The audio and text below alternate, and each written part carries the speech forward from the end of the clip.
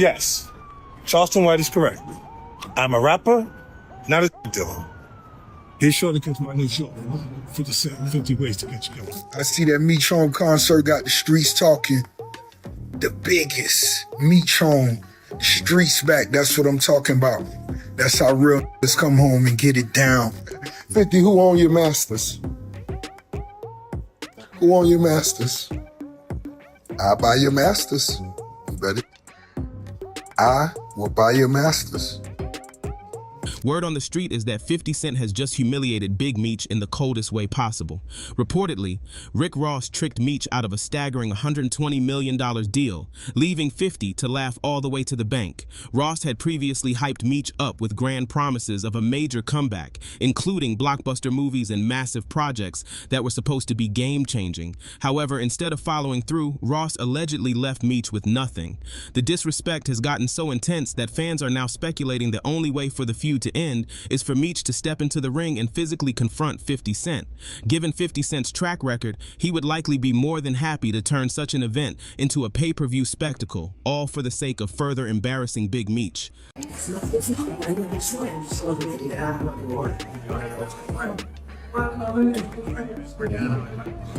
So, how did all this madness even start? Let's rewind. After Big Meech left the streets behind, everyone thought he was about to rise up and reclaim his empire. He had the name, the reputation, and the fan base ready for his next move. That's when Rick Ross swooped in, selling him the ultimate dream.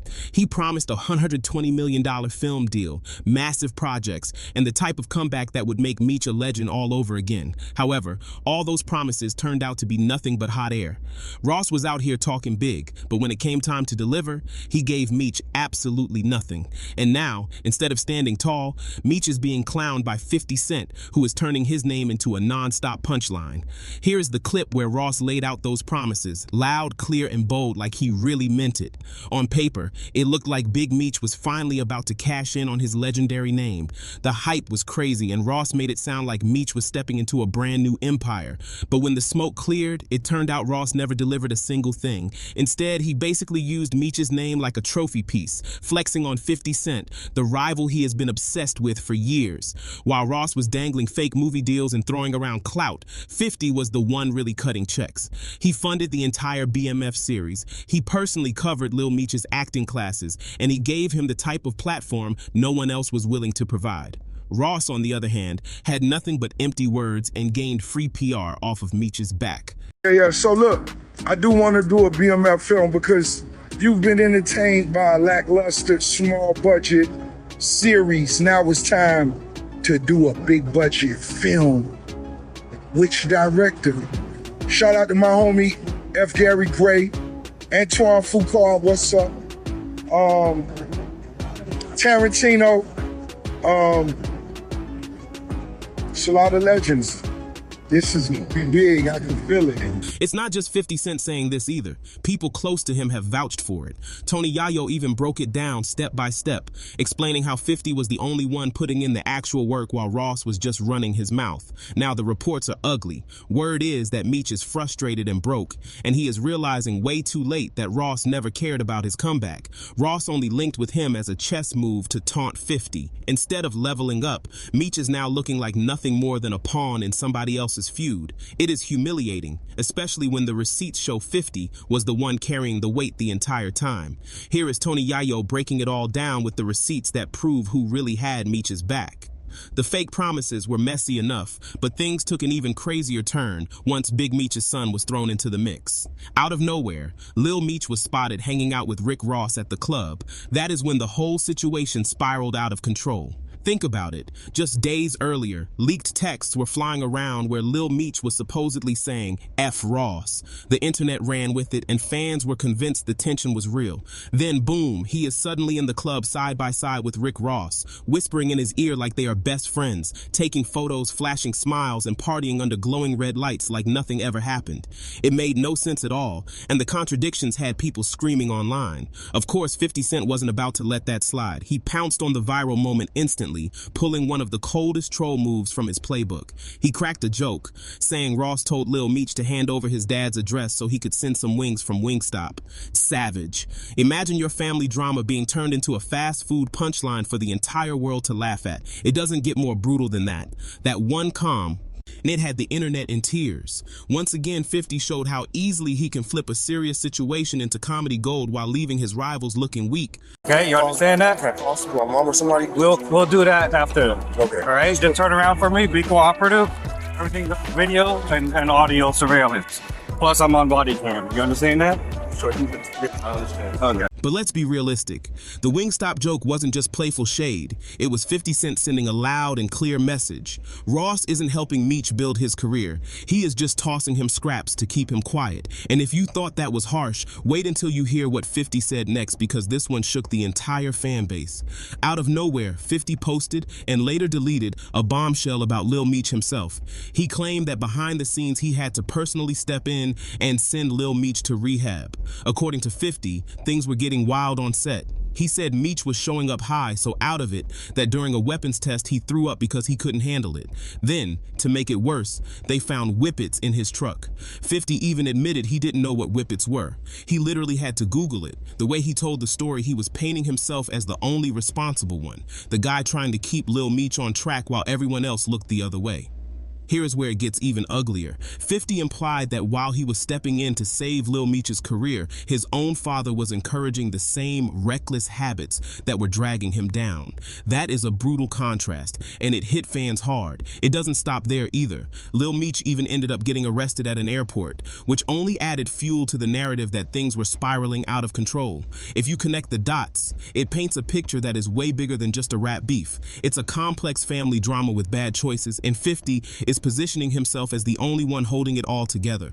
Once 50 put that rehab story out there, the internet started buzzing with one big question. Did he actually save Lil Meech's career from crashing before it even took off? And if that's true, then why on earth is Meech cozying up to Rick Ross now? Fans were demanding answers, and that's when another voice jumped into the mix to make things even uglier. Do I feel bad for Lil Meech? I don't feel bad for no grown man on this planet.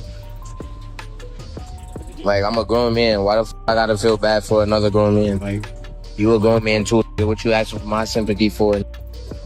You be alright. Oh, Michael Rainey Jr., also known as Tariq from the show Power, decided to go live, and he did not hold back. A fan asked him straight up if he felt bad for Lil Meech. Instead of dodging the question or giving a polite answer, Michael went full savage mode. His response was raw, cold, and straight to the point, the type of honesty that had people's jaws dropping in real time. The clip spread like wildfire across social media. Of course, 50 Cent wasted no time getting in on the fun. He reposted the video with a laugh, literally echoing Michael's words in his caption as if to stamp it with approval. That was 50's way of showing the world he was fully backing his power star, while at the same time doubling down on his favorite narrative that Meech is weak. The timing could not have been worse for Lil Meech. Instead of fighting back, he ended up looking like he was losing respect, not just from 50, but from everyone in 50's circle. And once you're painted as weak in that camp, the internet runs with it like it's gospel. But here is the thing. This beef did not just pop up overnight. The tension had been bubbling for a long time, and it really started to boil after Big Meech's disastrous Welcome Back concert plans. When Meech came home, the world expected fireworks. Fans thought it was going to be a once-in-a-lifetime event, a massive show stacked with rappers to celebrate his return and stamp his comeback in style. But instead of keeping 50 Cent, the man who turned his story into a full-blown TV empire, front and center, Meech leaned on Rick Ross to help push the event. They hyped it up like it was about to be legendary, promising a lineup that would shake the culture. Clips even circulated of Ross and Meech promoting it heavily, making it sound like history in the making. February 13th, the Big Meech home benefit concert. It's gonna be iconic. Too many names to list, but let me salute some of the legends. Lil Baby, Boss Man D-Lo, 21 Savage, Sexy Red, Ricky Rose. Now, it's the first time it's ever been done. Me performing BMF with the icon himself. This shit gonna be special. Epic. Get your tickets right now. I'm back. And then There was nothing. The entire event collapsed before it even got off the ground. The concert never happened, leaving fans disappointed and confused. For 50, that flop was the final straw. He took it as the ultimate insult, proof that Meech was willing to side with Ross instead of the guy who had actually put millions behind his legacy. From there, 50 went on the attack. He accused Meech of cutting shady deals with the feds, blasting him online without any hesitation. The craziest part is that fans who once crowned Meech as a street legend began to question everything they thought they knew about him. One failed move and one wrong alliance, and suddenly, the whole image began to crack. Linking up with Ross didn't just hurt Meech, it made everything worse. To fans, it looked like Meech had traded loyalty for clout, and 50 wasted no time stamping that image into reality with his non-stop trolling posts. Instead of being remembered for a legendary comeback, that failed concert became the turning point where people stopped riding for Meech altogether. Backed into a corner, Meech decided to clap back. He dug up an old picture of him and 50 together, but this time he slapped a giant rat emoji right over 50's face, with no subtlety at all. He was flat out calling 50 a snitch. He didn't stop there. Meech doubled down by labeling 50 an internet gangster, basically saying that all 50 does is hide behind a phone and troll from the sidelines instead of facing people in real life.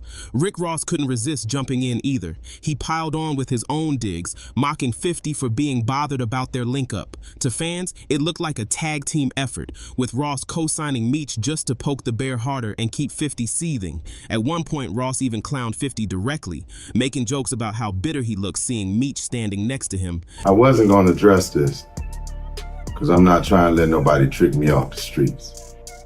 But I never folded, never told, never will. Death before the time, always with me. But here's the thing, people also spotted the irony. Ross had promised Meech the world but never delivered a thing, while 50 was the only one who had actually invested real money into his future. Yet now, Meech was calling that man a rat. The whole situation had fans split, some shaking their heads, and others laughing at how messy it had all become. 50 was out here giving Lil Meech real opportunities, funding acting classes, handing him roles, and putting his name on a hit TV series, while Ross only gave him flashy photo ops and empty promises. Yet somehow, Meech looked more willing to ride with Ross, and that confusion lit the internet on fire. The next big rumor was that Meech actually wanted to fight 50 for real. After the rat post drama and Ross's non-stop trolling, fans started whispering about a boxing match between the two. Some thought it could be the next celebrity fight night, while others felt it was just plain sad, with Meech reduced to chasing clout through a boxing ring instead of owning his comeback the right way. But the kicker came when Meech himself added fuel to the fire. In an interview, when asked if he'd ever swing back at 50, he hinted that he would lace up the gloves if it ever came down to it.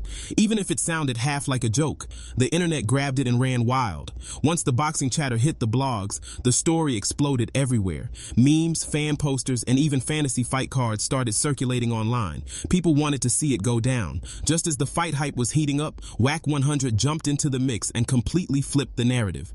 According to him, this wasn't just about loyalty or clout, it was about secrets. Whack claimed that Meech's own confidant, Tammy Cowan, once told 50 Cent directly that Meech had conspired with federal authorities in other street cases. That bombshell added a whole new layer to the drama because, if true, it meant the tension wasn't just entertainment beef. It was about betrayals that cut way deeper than the internet ever realized. I took a picture with Rick Ross. Put your back against the wall and just slide down.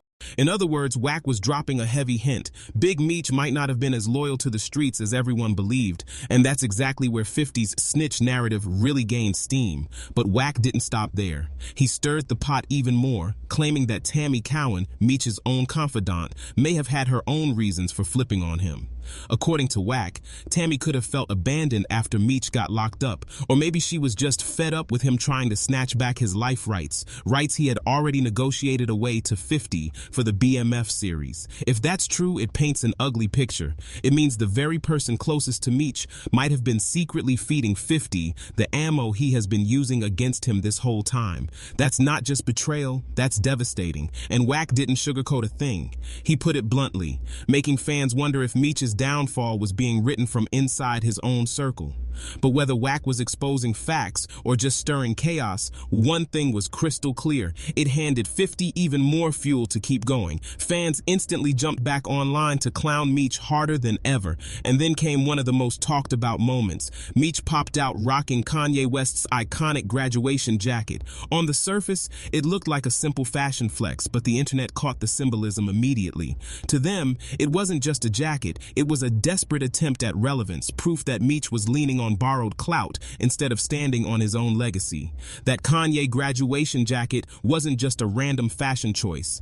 It carried heavy symbolism. Fans instantly connected it back to the infamous 2007 sales battle, when Kanye's album outsold 50 Cent and marked one of the biggest L's in 50's career. Some people laughed it off as a harmless coincidence, but others swore Meech wore it on purpose as a sneaky way to poke at his former ally by reminding the world of one of 50's most public defeats.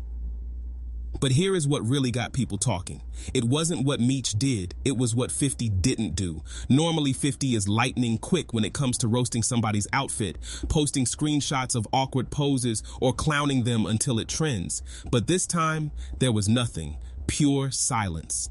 And that silence spoke louder than words. Fans immediately started speculating that 50 was holding back on purpose, saving his energy for a much bigger shot. After all, when 50 skips a roast, it usually means he's cooking up something nuclear.